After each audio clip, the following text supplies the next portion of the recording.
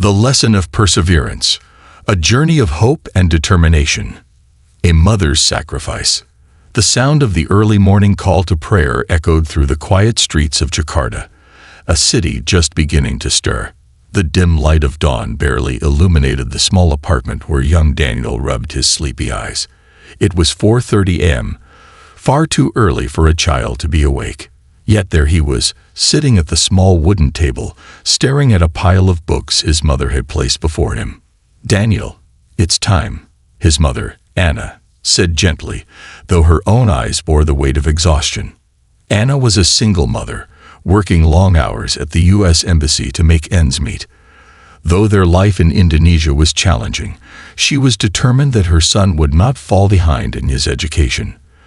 There was no money for private schools, no fancy tutors.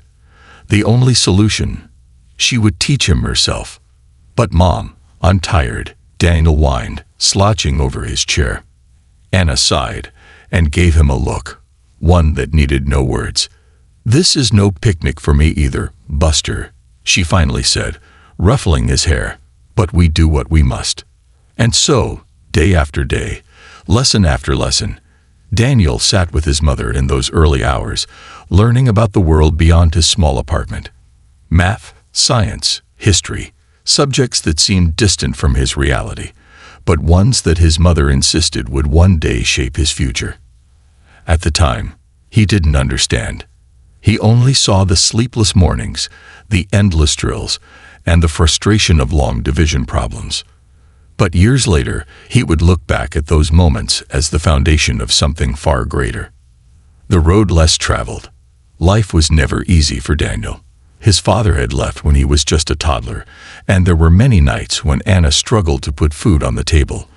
While other kids played with the latest toys, Daniel found joy in second-hand books his mother brought home from work.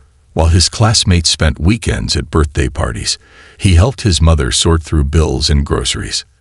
There were times he felt out of place, times when loneliness crept in like an unwelcome shadow. He wasn't the smartest kid in his class, nor the most athletic. And sometimes, when he saw other kids with their fathers cheering for them at soccer games, he felt an emptiness he couldn't quite explain. As he grew older, that feeling turned into frustration. He started making excuses, skipping assignments, avoiding challenges, giving up before he even tried. He convinced himself that he wasn't meant for success, that his dreams were out of reach. Then one evening, when he was 16, he came home with failing grades, expecting his mother to be angry. Instead, she simply sat beside him, her tired eyes searching his. "Do you know why I wake up at 4:30 every morning?" she asked. Daniel shook his head. "Because I believe in you," she whispered, "even when you don't believe in yourself."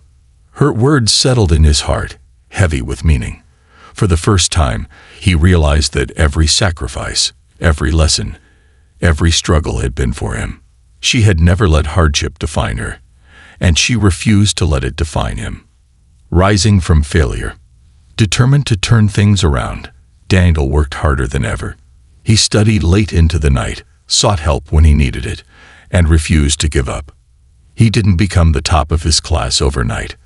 There were still struggles, still moments of doubt, but he pushed through. One day, a teacher handed back an essay with a note. "You have a powerful voice. Have you ever thought about writing?" Daniel had never considered it, but that single note changed everything. He started writing. Stories, poems, ideas that had long been trapped in his mind. He found joy in words, in crafting narratives that could inspire others. His love for storytelling led him to apply for a scholarship to a university back in the United States. It was a long shot, but against all odds, he got in. Defining your own destiny.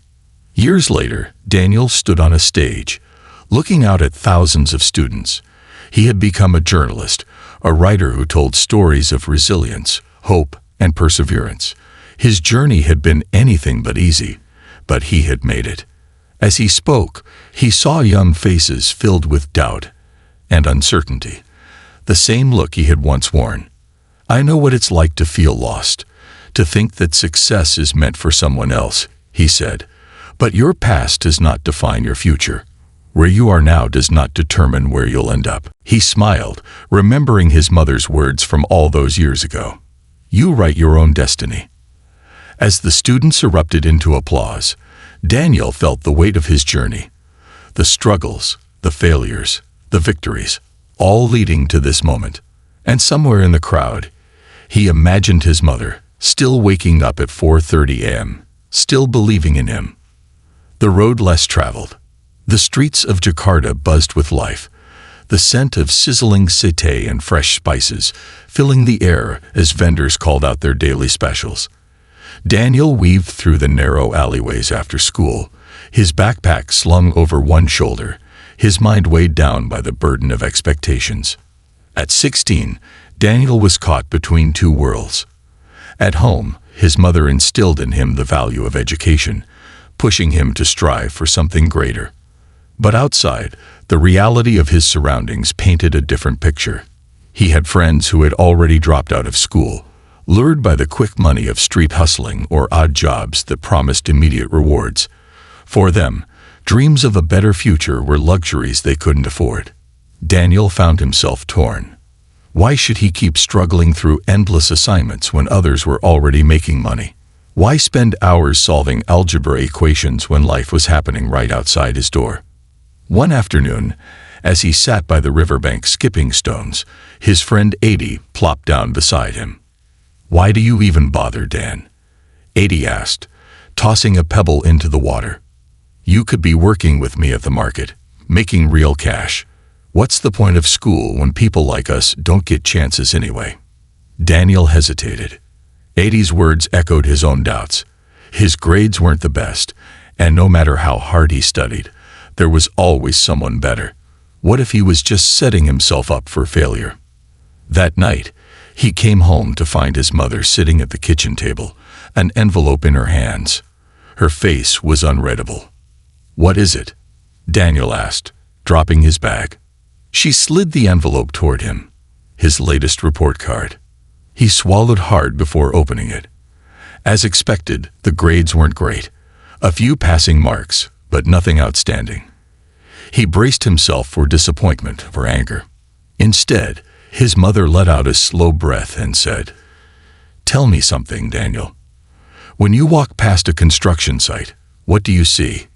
Daniel frowned at the strange question. Workers, cement, buildings going up." She nodded. "And when you see a building being built, does it start with glass windows and fancy lights?" "No, of course not. They start with the foundation first." "Exactly," she said, leaning forward. "Education is your foundation. Right now, it might look like just a pile of bricks, messy and unfinished. But one day, if you keep building, you'll see what it's becoming." Daniel looked down at his report card, then back at her. "What if my foundation isn't strong enough?" he asked quietly. His mother smiled, reaching out to squeeze his hand. "Then we reinforce it. We work harder. We don't abandon the construction just because it takes time." Her words settled deep in his heart. He had been so focused on what others were doing, on the shortcuts they were taking, that he had forgotten why he started in the first place. He wasn't just studying for grades. He was building something bigger, his future. That night, for the first time in a long while, he opened his textbooks without resentment. Rising from failure. The change didn't happen overnight. Daniel's commitment to turning his life around started with small steps, choosing to stay an extra hour in the library, rewriting notes from class, forcing himself to ask questions even when he feared looking foolish. But for every step forward, there were moments of doubt that threatened to pull him back.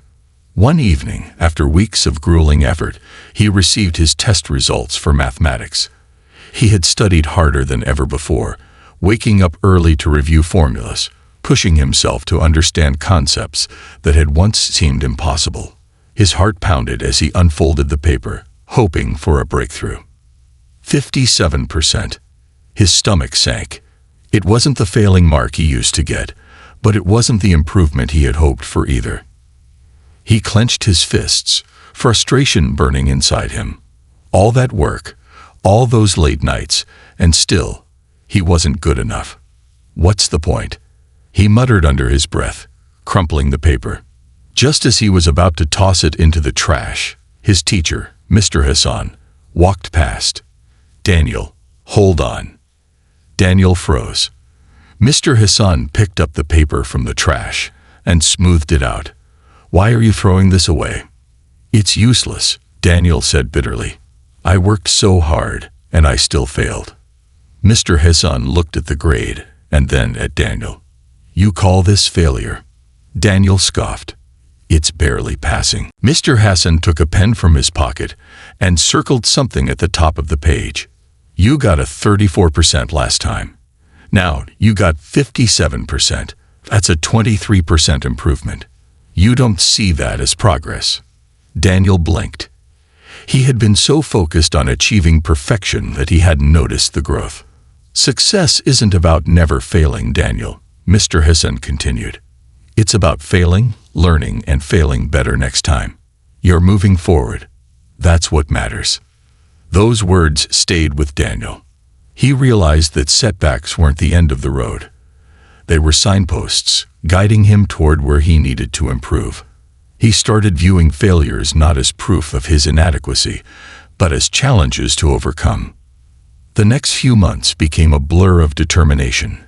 When he struggled with an assignment, he sought help instead of giving up.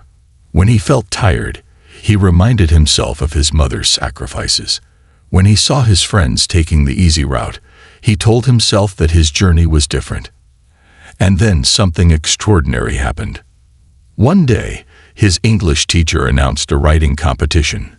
The prompt: "A time in your life when you overcame adversity." At first, Daniel hesitated.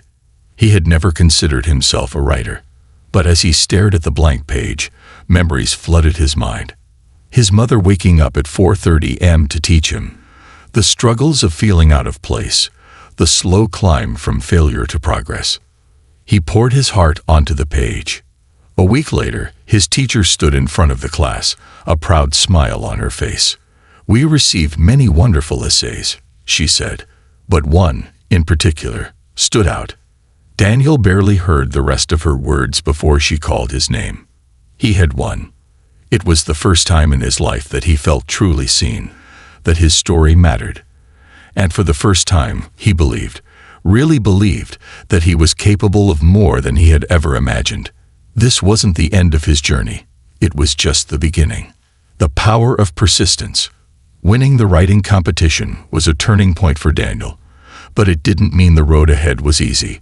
There were still challenges, difficult subjects, moments of doubt, and times when he questioned whether he was truly capable of reaching his goals. But something had changed inside him. He no longer feared failure. Instead of seeing obstacles as stop signs, he viewed them as stepping stones. Each struggle, each setback, and each disappointment became an opportunity to grow. He learned that success wasn't about being the smartest or the most talented. It was about refusing to give up. Years later, as Daniel stood in front of a packed auditorium at his university graduation, he saw his mother in the crowd, tears shining in her eyes. She had sacrificed so much for him, waking up before dawn, working long hours, and never letting him forget the importance of education. Taking a deep breath, he spoke into the microphone. "I used to believe that failure meant I wasn't good enough," he said. "That if I struggled, it meant I wasn't meant to succeed. But I was wrong. Every failure, every challenge, and every late night spent studying taught me something important. Success isn't about never falling. It's about getting back up every single time." He paused, looking at the faces of his fellow graduates. Some of you might be sitting here today wondering if you'll ever be good enough. Maybe you've faced setbacks. Maybe you've doubted yourself. But let me tell you, where you are today does not define where you will be tomorrow. Keep going, even when it's hard. Keep learning, even when you feel like giving up. Because one day, you'll look back and realize that every struggle, every late night, and every moment of doubt was just preparing you for something greater. As the crowd erupted in applause, Daniel saw his mother smiling proudly, And he knew that all the sacrifices, all the lessons, and all the struggles had been worth it. His journey had not been easy, but it had been meaningful. And in that moment, he understood that the greatest lesson of all was this: success is not determined by where you start, but by how willing you are to keep moving forward. This concludes the story. Thank you for watching until the end. I hope you found it enjoyable.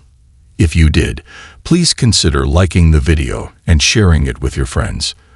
Don't forget to subscribe to our channel and activate the notification bell for more captivating stories. Have a great day.